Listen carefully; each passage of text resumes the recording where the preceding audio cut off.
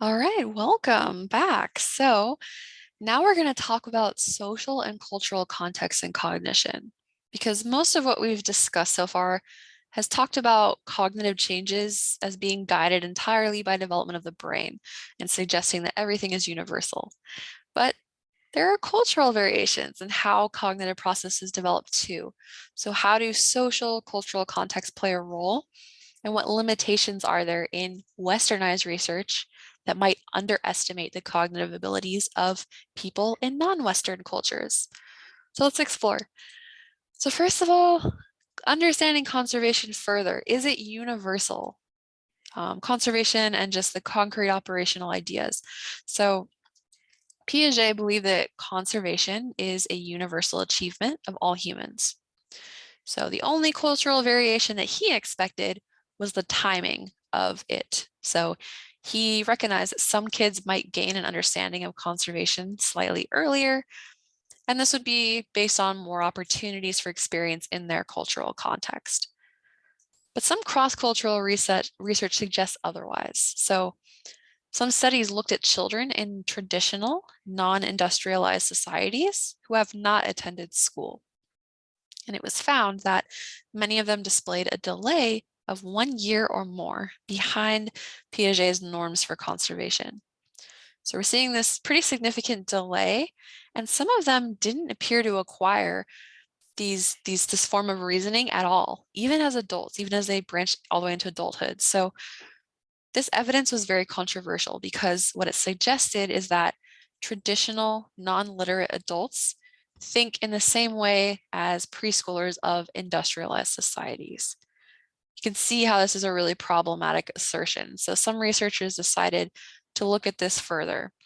So they decided to test concrete operational thinking in different ways, theorizing that maybe Piaget's traditional tasks might pose the situations that are too unfamiliar to children of certain cultures, or maybe there were language barriers. These were some considerations.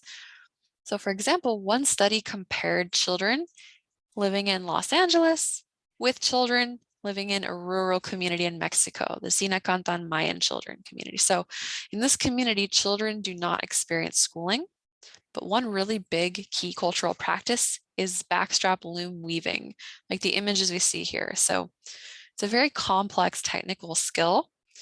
They'll usually start with a simple toy loom, like we see in the image here with very young children. And then around 8 to 10 years of age, they start introducing kids to the adult loom, like the one we see at the bottom here. So researchers analyzed the cognitive skills involved with this practice, and they concluded that using this adult loom requires concrete operational reasoning.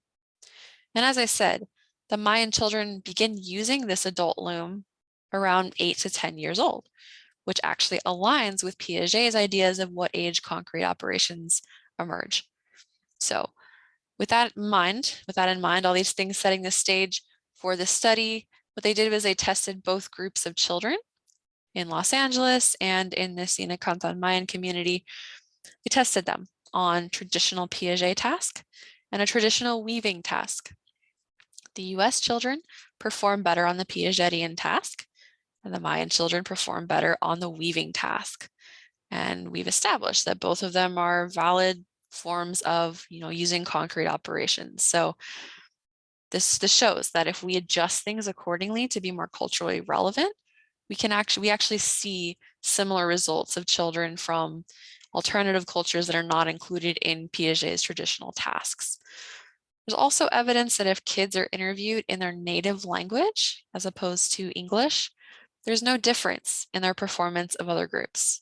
So this is another example of adjusting to be more culturally relevant. So all of these findings contradict the idea that traditional societies do not acquire concrete operational thinking. It's just that the tasks don't always encompass culturally relevant practices. What about cultural variations in memory and attention? So it seems that schooling may play a role in developing organizational strategies for memorization. So researchers looked at children living in rural Liberia, and half of these kids attended school and half of them did not attend school. So the results showed when comparing these children in a memory task, the children who attended school were able to memorize sets of objects rapidly. And they did so by clustering them into categories mentally, like a food category, a clothing category, an animal category. So they kind of naturally did this mental categorization and clustering to rapidly be able to memorize these sets of objects. Children who did not attend school didn't perform as successfully on this task where there's randomized objects and you have to memorize them. And they did not use organizational strategies for memorization. So researchers decided to adjust this task and see what happens. So when they presented the objects in a more meaningful way, like part of a story, as opposed to just random order, the unschooled children were able to recall them easily according to their role in the story. So that was a form of a memorization strategy. So this further strengthens the idea that adjustment of tasks, especially making them more culturally relevant or socially relevant to the child's experience, this can make a difference in their demonstration of their abilities. And this also goes for memory and attention like we see here. There's also cultural differences in kids' control of attention. For example, Chinese children tend to outperform US children on tasks that ask them to control their attention in some way. As we talked about previously, this is associated with academic achievement. And these differences might be due to the differences in cultural values and socialization of these populations. Chinese culture tends to place higher value on controlling and regulating one's behavior. This could explain these differences we see. What about cultural variations in planning?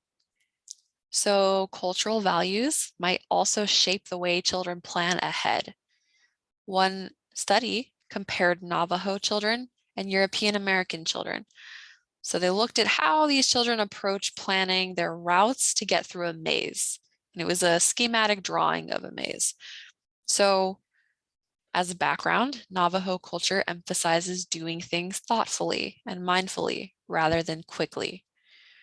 Americans of European background tend to emphasize speed of mental performance. This is an index of intelligence in, European American culture. So the results reflected these values. Navajo children actually spent almost 10 times longer planning their route than European American children. And as a result, these Navajo children made significantly fewer errors. And this result actually aligns perfectly with these values of the cultures, right? Where Navajo culture values thoughtfulness, US culture values speed. So they achieved their cultural goals in this task, right? So that's another example of how culture can play a role in cognition, in this case, in how children plan ahead. So that is where we'll end it here. That is all we have on this topic of cultural and social contexts. So thank you for joining, and I'll see you as we continue along.